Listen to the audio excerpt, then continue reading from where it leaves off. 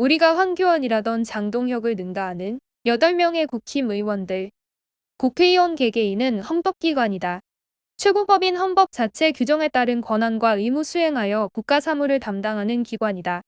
그렇기에 국회의원 한 명 한 명의 선택은 한 개인으로서의 선택 그 이상의 무게를 지닌다. 특히 비상계엄 선포와 같은 명백한 위헌 사태가 발생했을 경우 헌법기관으로서 국회의원의 책임은 이루 말할 수 없을 만큼 막중하다. 여기 8명의 의원이 있다. 김기향, 김정지, 송원석, 유상범, 윤상현, 이종옥, 정점식, 조배숙 의원. 이들에게 공통점이 있다. 12.7 탄핵 보이콧에 가담한 배고인의 면면을 남겨온 오마이뉴스는 다시 1년 뒤 2025년 12월 7일을 맞아 윤석열 탄핵과 파면 과정에서 벌진 10대 사건에 대해 배고인의 정치적 선택을 분석했다. 그 결과 이들 8명의 국회의원은 모두 윤석열에 대한 체포영장 집행 당시 한남동 관저 앞에 갔던 것으로 나타났다. 3.1절 탄핵 반대 집회에도 모두 참가해 자신의 소신을 선명히 드러내기도 했다.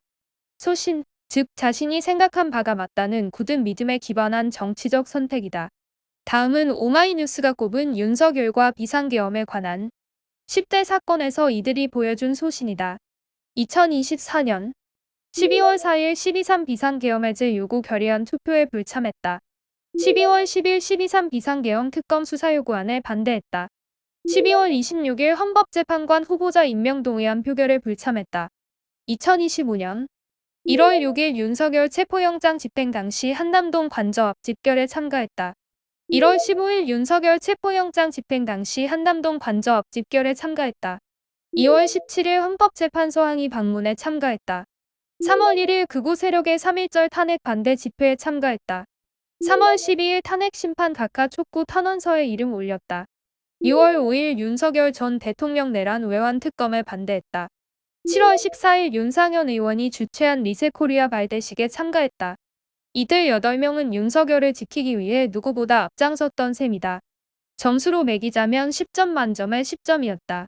이들의 소신은 발언과 행동으로도 드러난다. 김기현 의원은 12.7 탄핵 보이콧에 가담하며 계엄은 분명코 잘못됐다면서도 하지만 어떤 경우에도 범죄 전과자가 판치는 세상을 만들어서는 안 된다고 했다.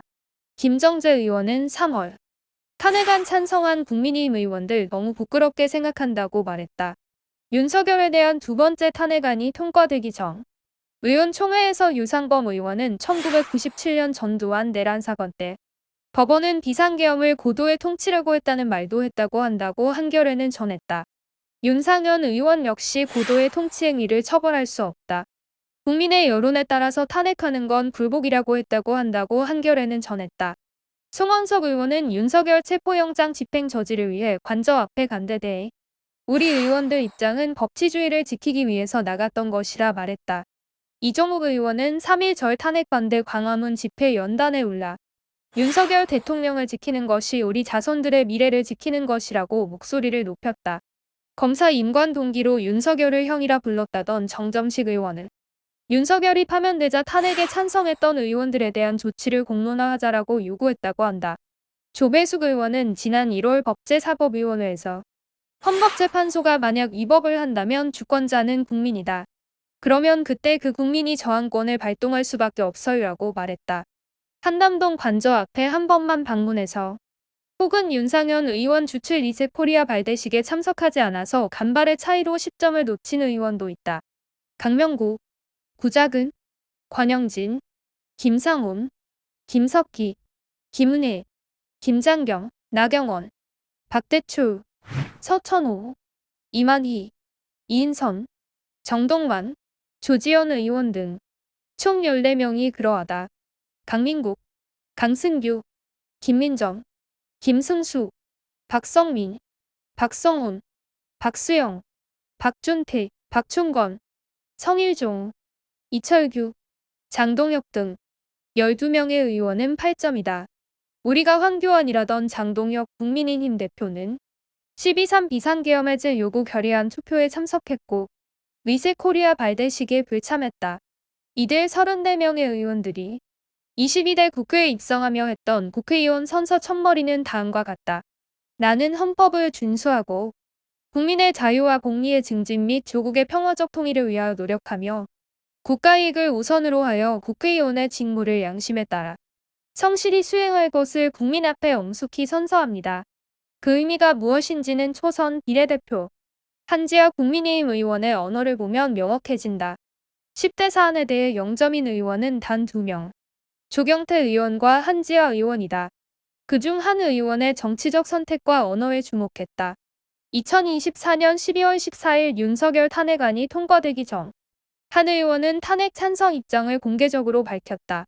대통령의 거취는 본인이 선택하는 게 아니라 국민이 선택해야 하는 것이고 국민의 선택에 우리 당도 따라야 합니다.